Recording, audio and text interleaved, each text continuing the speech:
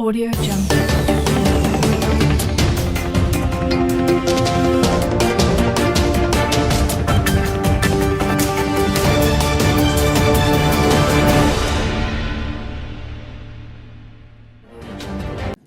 So technology may not be the all-in-all solution. I'm sure technology can help, but that is not the problem.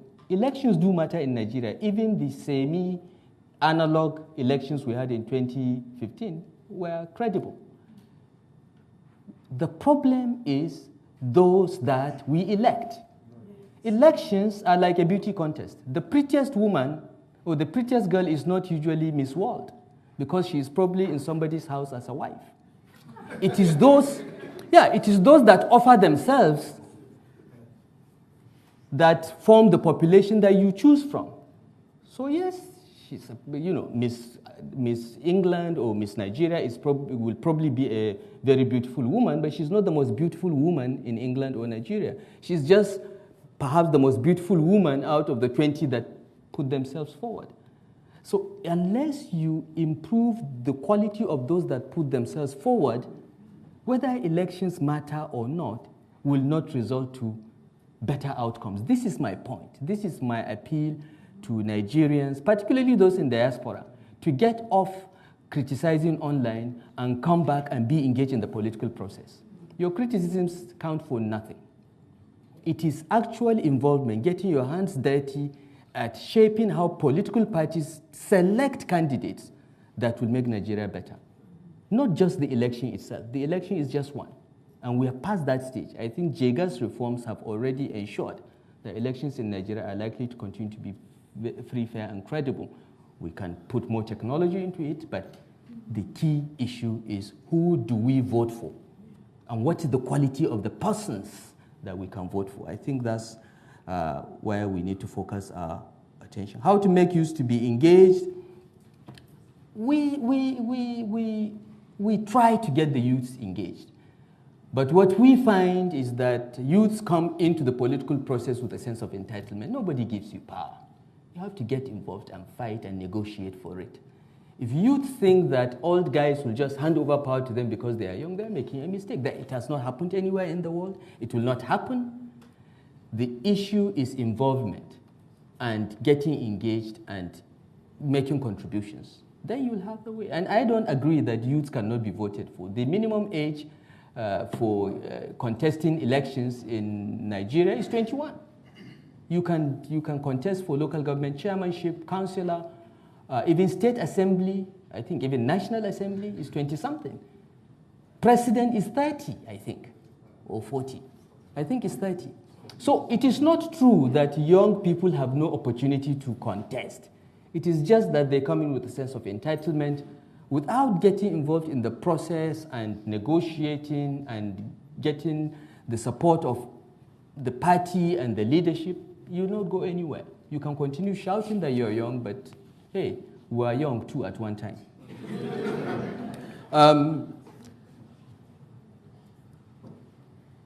I was asked a question about how I attended public school and now the governor of the state. I think the issue is to fix public education and ensure better public health care, which we enjoyed when we were young and which has broken down now. Tomorrow I'm speaking here on primary health care in Kaduna State, which is something that we have taken very, very seriously. But we are also investing heavily in public education. 35% of our budget since we came into office is aimed at improving public education. And we've seen results. We've taken 1 million children out of the streets into our schools because we've made basic education, 9 years of basic education, free and compulsory. So I think that's the way to go. And I'm sure, by God's grace, in Kaduna at least, we'll get there. Whether other states are doing it, I cannot answer. You have to ask your state governor. Input of the diaspora. I'm aware that APC UK is doing something like this on true federalism, and we intend to look at it. This is part of the reason why we postponed submission of our report till the end of October to attend the session in the UK to get the views. But I want to say that the platforms we have provided on social media make it possible for anyone, anywhere, to contribute.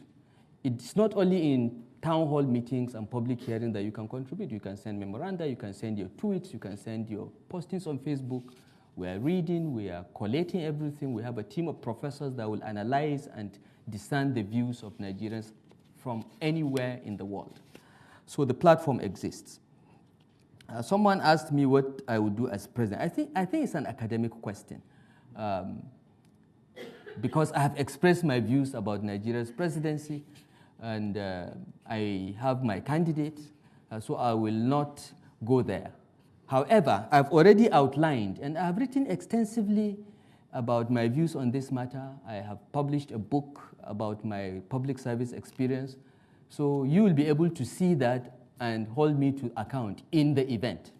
But you know, I have laid out what I think we need to look at in this debate, and it is up to Nigerians to respond, and let's see what it is. Finally, you asked the question about Ekeke's the two publics.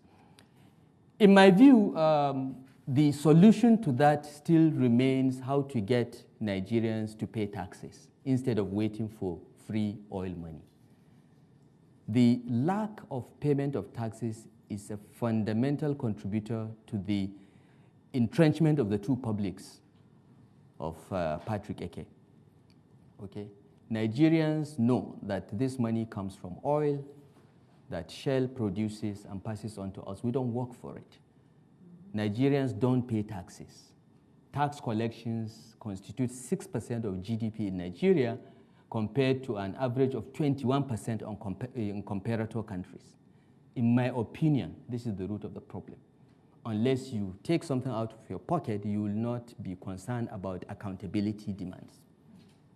And if we work at raising taxes, and the current government is doing a lot, the Minister of Finance has introduced reforms that will raise the levels of taxes, tax collections in Nigeria. I think that is the key.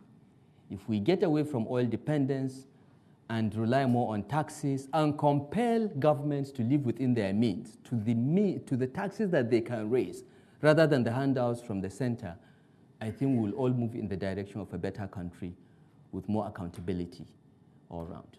Thank you. Okay, I'm sorry, I have to take 3 ladies at a go to compensate for my past. So I'll take you, and then I'll take the 2 ladies. Oh, sorry, I'll take the 3 ladies in the front, and then we'll continue. Thank you, Mr. Moderator, for recognizing the voices of women. My name is Elizabeth Moses Mullard, and I'm a policy advocate. Your Excellency, I welcome the 12 points you've raised. But I wonder if you will think about adding another one, which is what you said at the end. That's about accountability, open government, and dealing with anti-corruption. Because if you look at whether we remain as federal and state government, or we're local, federal, state, and even the CDA added by the APC, it really doesn't matter if there is a lot of corruption at all these levels. And at the end of the day, resources are mismanaged. I would want to know the machinery for engaging with the people. You said you've had 12 public hearings. How did you engage with people and ensure that the voice of the ordinary Nigerian is heard? Promoting social justice. How did you do this? And could you also signpost us to the platform? Sorry, I'm really sorry. Yeah, sorry. He will take the first 2 questions. It's the same thing. That could you signpost us to the platform you mentioned? That is not political. No, I don't have to be APC. I don't have to be PDP. Thank you very much. And then we'll have the lady in front here. Thank you very much. My name is Dr. Salma Abbasi. I'm the CEO of E-Worldwide Group, and I also work in Nigeria and Kaduna with the governor's people. I appreciate the clarity. It's always wonderful to hear you speak. I think I want to echo the point the colleague at the back said regarding youth. I have an observation since 1980. I've been in Nigeria. I believe the political circle for me is the place to move from one place to another. It appears that it's chess, and the shuffling going on between APC, PDP, blah, blah, blah. I'm sorry the to young stop you, but we really need a question. Yes, for sir. Yes, sir. His Coming. Excellency. The question Yes. is, so that's just the context. So Thank I'm you. looking at the point of the young people who, some of the people actually don't feel it's entitlement. That is a group. But there are others who are social activists, they're civil society workers, they're NGOs, they're very intelligent young people that actually just don't want to come into politics because they say they don't have a chance. So I think what the lady said about the open consultation that you have, how can we actually identify across the states? They are gems that are hidden there that will transform the politics. We need to just get their voices up into the parties. Thank you so much. Thank you very much. Yes. Bilkis Ibrahim, I'm probably going to add to everything that's been said because I was going to talk about youth as well. And the fact that a lot of youth do want to get involved, but they don't know how. So they just see the glamour, they see the politicians on stage, they see them politicking, but they don't know how to get there. Everybody's just there to wait for the piece of the national cake. So what I want to kind of ask is, has APC, or even beyond that, with other like-minded politicians like yourself who might not be APC, to think of maybe a program where they can get young people involved who aren't possibly going to university, but just social activists within their local communities, to be kind of involved and put forward their views and voices and the issues surrounding their communities, and probably feed in that way, if that's an option that you're considering with your counterparts. Hello, my name is Buki Alakeja. I'm a lawyer, but I also run a platform called Nigerian Culture Kids. We create education materials specifically to engage Nigerian children with a positive national identity. My question is this: we've spoken about the great work being done by the committee and the report being prepared. We've also spoken about the loud voices about division, devolution, the need to restructure, the question of Nigeria. But I think there's a constituency we're not thinking about. This is the youngest Nigerians, the ones that are still in school, the ones that I am focused on. And my question is, where is the work being done to ensure that the next generation of the youngest Nigerians, who are being raised with these voices of division and a question of their identity, is there a plan to engage at the youngest levels with Nigerians in their identity to ensure that we're not raising perhaps a generation of Nigerians that cannot fully grasp or identify with the concept of their nationality? We're quickly running out of time, so I'll just take two more hands, the gentleman there and the lady at the extreme end there. And then we will ask His Excellency to address those, and we'll bring this event to an end. I'm a criminologist here in London. I was very pleased with the question over there. Now, the issue with Nigeria... Please, can you ask a question? We're running out of time. Yeah, question. I need a preamble, a kind of background for my question. We in the so-called elites, we forget that democracy is more about the community, the people. Now, I'd like to ask the governor and as a representative of APC. Now, will it not be a good idea to have a referendum so you can make yourself accountable, more accountable in terms of this process of devolution of power and all that? Thank you very much. So you can reduce the 8 or 7 items to 4, and people at the grassroots can vote for those 4 main issues without. Thank you very, very much. The lady at the corner there, please, can we have the lady at the back, and then we will conclude. Thank you. Thank you. My name is Bronwyn Manby. I'm at the London School of Economics. You mentioned earlier in your speech indigene settler questions, but that did not appear in your list of 12 items, key items. And I'm wondering if you personally, or the APC, has a view on whether a future constitution should include the concept of indigeneity, and if so, what should it be? Thank you very, very much. So, Your Excellency, it's... Thank you. The floor is yours. What is the password of the Chatham House network? Because I need to... Incentive 16. Okay. I will need that to give the... Yes, please. Can you type it? Yeah, okay. You know what to do. All right. There is a question about open government accountability to be added to the issues for debate. We did not. We debated this because, but took it out because it is open government accountability are neither constitutional issues or structural issues. I think we have corruption because law enforcement is weak, because institutions are weak, because maybe our political structure is dysfunctional. So we do not think that debating issues like that go to the root of the problem. The root of the problem is to get the right political, constitutional structure, and then that issue will be taken care of. So we don't think it needed to be added, and it was debated extensively. We've had 12 public hearings. Essentially, we had these 2 in each of the geopolitical zones, and everyone was invited. And you could come and speak in English, in your language of choice, and everything is recorded, and various views are taken. So I think that we've done a lot to hear the views of Nigerians. We can't hear everyone. We have put jingles on radio in various languages. We take audio recordings through WhatsApp, various platforms. Everyone, every Nigerian, virtually every Nigerian has a phone. There are over 150 million mobile phones in Nigeria. And everyone in Nigeria can contribute. And we have platforms across virtually every communication medium. So I think that we have provided enough opportunity for everyone to contribute. Of course, not everyone will contribute. Not everyone is in a position to contribute or desires to contribute. But I think we have given equal opportunity to all, and that's about the best we can do. Social activists that, young people think they don't have a chance.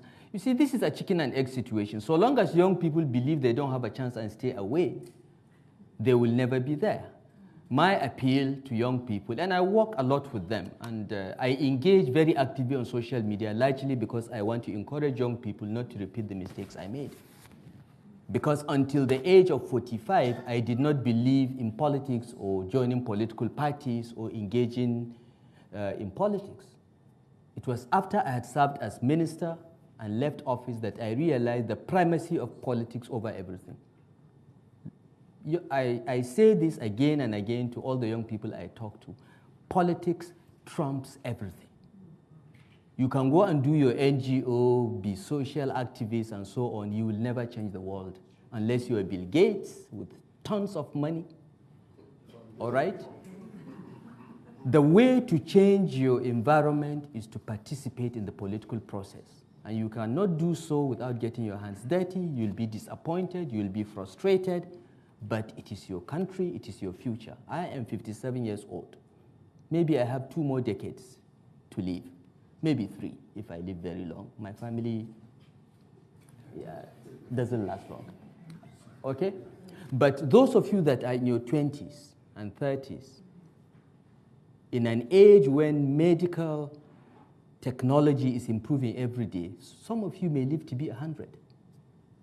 You have 70 years of your life ahead of you. If you don't get involved now to change the future and shape it, will leave behind to you a nation that you don't like. The best example is here in the UK, Brexit. If the young people had come out in the numbers that they needed to vote for their future, maybe the Brexit outcome would have been different.